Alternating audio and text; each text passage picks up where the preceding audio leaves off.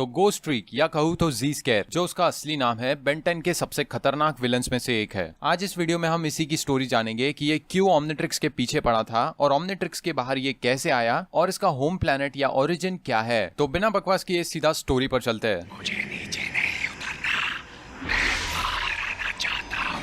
Ben, जवाब दो। Ben यहाँ नहीं है।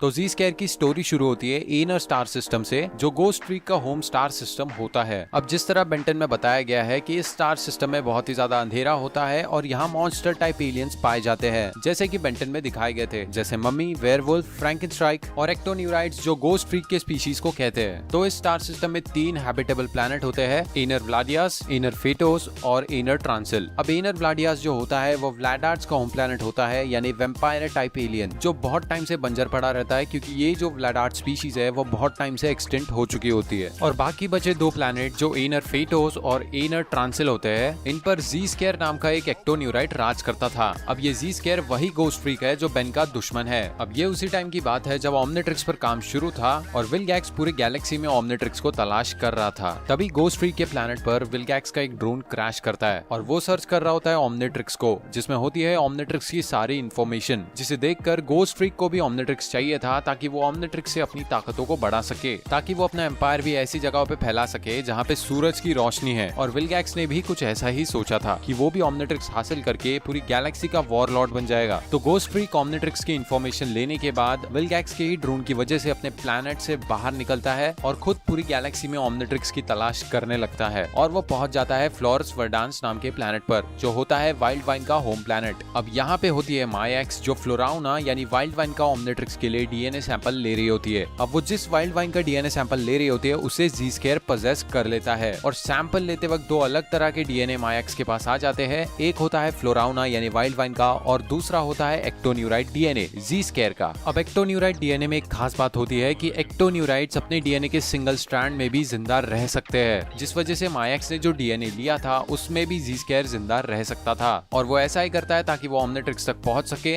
वो अपनी कॉन्शियसनेस को ओमनिट्रिक्स के अंदर स्कैन किए गए डीएनए में ट्रांसपोर्ट करता है, जिस वजह से वो ओमनिट्रिक्स के अंदर पहुंच जाता है। मगर ये जी स्केयर की सबसे बड़ी गलती होती है क्योंकि वो वहां जाकर ओमनिट्रिक्स में काफी टाइम तक फंसा रहता है और किसी को इसके बारे में पता भी नहीं चलता। इसके बाद ओमनिट्रिक्स मिलता है बेन को और वो एक्सेस करता है अपने ओरिजिनल 10 एलियंस, जिसमें गोस्ट फ्रीक भी होता है। अब जैसे जैसे बेन गोस्ट फ्रीक ट्रांसफॉर्मेशन को यूज करता जाता है, जी स्केयर के पास बेन के गोस्ट फ्रीक का कंट्रोल आता जाता है, क्योंकि बेन का गोस्ट फ्रीक ट्रांसफॉर्मेशन तो जी स्केयर के डीएनए से ही मिला है। और सीजन 2 के एपिसोड 11 गोस्ट फ्रीक आउट में बेन गोस्ट फ्रीक में ट्रांसफॉर्म होता है और जब ओमनिट्रिक्स का बीप बजता है तो गोस्ट फ्रीक और बेन अलग अलग हो जाते हैं। और अब जी स्केयर ओमनिट्रिक्स के बाहर आ चुका है और अब उसे बेन की बॉडी चाहिए ताकि वो दिन में भी जिंदा रह सके और ओमनिट्रिक्स पर भी कंट्रोल कर सके। मगर एंड में बेन गोस्ट फ्रीक को धूप की रोशनी में जलाकर मार देता है। लेकिन इस एपिसोड में जब गोस्ट फ्रीक आजाद घूम रहा था तो गोस्ट फ्रीक ने अपने प्लैनेट पर कांटेक्ट किया था और अपने चेलों को यहाँ बुलाया था, जो थे वेयरवुल्फ, मम्मी और डॉक्टर विक्टर, जो उसे आगे के एपिसोड में जिंदा करने की कोशिश करते हैं और अर्थ के एटमॉस्फेयर को कोरोडियम नाम के एलिमेंट के शील्ड से ढकने की कोशिश करते हैं ताकि गोस्ट फ्रीक यहाँ दिन में भी जिंदा रह सके। मगर यहाँ भी गोस्ट फ्रीक का प्लान काम नहीं करता क्योंकि यहाँ ओमनिट्रिक्स में बहुत सारे नए एलियंस अनलॉक हो चुके होते हैं, जिसमें से एक फ्रैंकेनस्ट्राइक भी होता है, जिसकी मदद से बेन डॉक्टर विक्टर और मम्मी को हरा देता है। और एपिसोड के एंड में फिर से गोस्ट फ्रीक को सूरज की रोशनी में जलाकर मार दिया जाता है। मगर ये तो है गोस्ट फ्रीक बार बार आएगा जरूर। तो सीक्रेट ऑफ द ओमनिट्रिक्स के इवेंट्स के बाद बेन इसके बारे में एजमत को बताता है, जिसकी वजह से एजमत प्राइमस के ऊपर से जी स्केयर का डीएनए हटा देता है। और इसके बाद ओमनिट्रिक्स में ना ही कोई गोस्ट फ्रीक ट्रांसफॉर्मेशन बचता है और ना ही प्राइमस पर जी स्केयर का डीएनए बचता है। मगर प्राइमस से डीएनए इरेज होने से पहले ही जी स्केयर वहां जिंदा हो चुका था और अपने आप को रीजनरेट करके वहां से भाग चुका था। इसके बाद वो फिर से वापस आता है जब बेन 11 साल का होता है, ताकि वो अपने और दूसरे एक्टोन्यूराइड स्पीशीज वालों के साथ पूरे अर्थ पे कब्जा कर सके। मगर जिस पोर्टल से बाकी सारे एक्टोन्यूराइड्स आ रहे थे उसे कूपर रिवर्स कर देता है, जिसकी वजह से जो भी उस पोर्टल से बाहर आया है सब उसमें वापस चले जाते हैं, इवन जी स्केयर। उसके बाद जी स्केयर को प्लमर्स पकड़ लेते हैं क्योंकि वो एलियन फोर्स में किसी हाई टेक प्लमर जेल के अंदर था और उसे छुड़ाने आ जाता है विलगैक्स, ताकि वो प्राइमस के बारे में जान सके जो गोस्ट फ्रीक को पता है। प्राइमस की इन्फॉर्मेशन के बदले विलगैक्स गोस्ट फ्रीक को उस प्लमर जेल से छुड़ा देता है, मगर गोस्ट फ्रीक विलगैक्स के ही प्लैनेट पर जाकर विलगैक्स के लोगों पर कब्जा कर लेता है। इसके बाद विलगैक्स जाता है बेन से मदद मांगने और बेन विलगैक्स के प्लैनेट पर आकर गोस्ट फ्रीक को वापस ओमनिट्रिक्स में रिकैप्चर कर लेता है, जिसकी वजह से वो फिर फिर से ओमनिट्रिक्स में फंस जाता है। फिर ओमनिवर्स में जी स्क्वायर फिर से एक बार वापस आता है और ये रिवील नहीं किया गया है कि वो कैसे वापस आता है, मगर वो वापस आता है और बेन उसे फिर से लेजर डोमेन में हराता है। उसके बाद वो वहीं पे कैद रहता है और वहां का मैना यूज करके अपने आप को बहुत टाइम तक ठीक करता है। और ओमनिवर्स के मिस्ट्री इनकॉर्पोरल एपिसोड में आखिर में दिखाया जाता है कि एक पोर्टल से गोस्ट फ्रीक बाहर आ रहा है। लेजर डोमेन से बाहर निकलने के बाद गोस्ट फ्रीक सीधा प्लम्बर हेडक्वार्टर्स में जाता है जहाँ डॉक्टर विक्टर की बॉडी रखी होती है और डॉक्टर विक्टर के अंदर किंग ज़ैरियन की कॉन्शियसनेस होती है जिसे गोस्ट फ्रीक पजेस करके मार डालता है और डॉक्टर विक्टर को फिर से रिवाइव करता है। और अगर तुमको नहीं पता कि डॉक्टर विक्टर की बॉडी में ये किंग ज़ैरियन क्या कर रहा है, तो अल्टीमेट एलियन में एक सन की राजा अपने आप को डॉक्टर विक्टर की खाली बॉडी में ट्रांसफर कर लेता है ताकि वो डॉक्टर विक्टर की पावर्स यूज कर सके और लगभग इमॉर्टल हो जाए। लेकिन एपिसोड के एंड में बेन उसे हरा देता है और हीट ब्लास्ट की मदद से उसे मोल्टन मेटल में जमा देता है और फिर उसके बाद वो प्लम्बर्स के कब्जे में रहता है। फिर ओमनिवर्स में गोस्ट फ्रीक प्लम्बर बेस में जाकर विक्टर को रिवाइव करता है और उसके बाद वो लोगों को पजेस करके चीजों को इस तरह मैनिपुलेट करता है कि वो डॉक्टर विक्टर की बॉडी को लेकर अपने स्टार सिस्टम तक पहुंच सके। तो गोस्ट फ्रीक एक कार्गो शिप से वहां तक जाने का प्लान बनाता है जिसमें बेन भी होता है और वो जस्ट उसी टाइम पे शिप में खराबी करवा देता है जिस टाइम पर वो उसके प्लैनेट के जस्ट बगल से गुजर रहे हो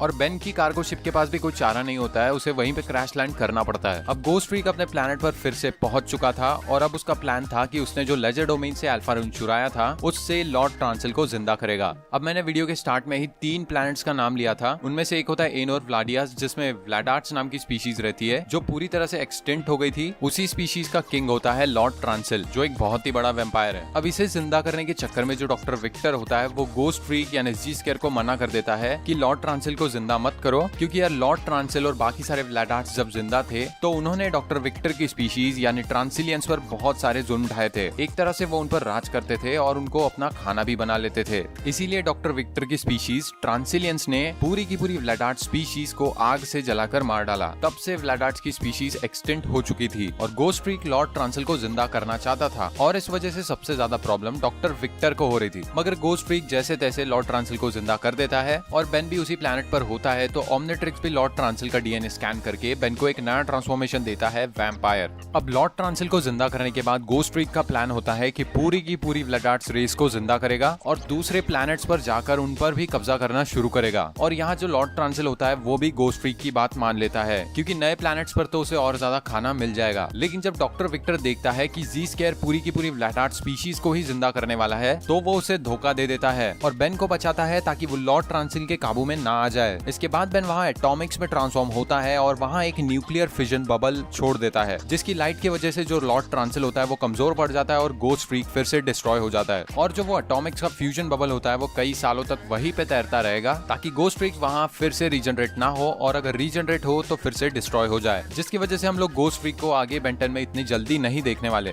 तो बस यहाँ हो जाती है गोस्ट फ्रीक की कहानी खत्म। और अगर तुम्हें वीडियो पसंद आया तो इसे लाइक जरूर कर देना। इस बार हम लोग लाइक एम रखेंगे 10,000 लाइक्स का, तो जल्दी से करा दो। और ऐसे ही अमेजिंग बेंटन कंटेंट के लिए तुम इस चैनल को सब्सक्राइब भी कर सकते हो। अब मैं तुम्हें अगले वीडियो में मिलता हूँ, तब तक के लिए गुड बाय। अब तुम अपनी कजन की चीखें सुनोगे जब वो ऊंचाई से छलांग मारेगी।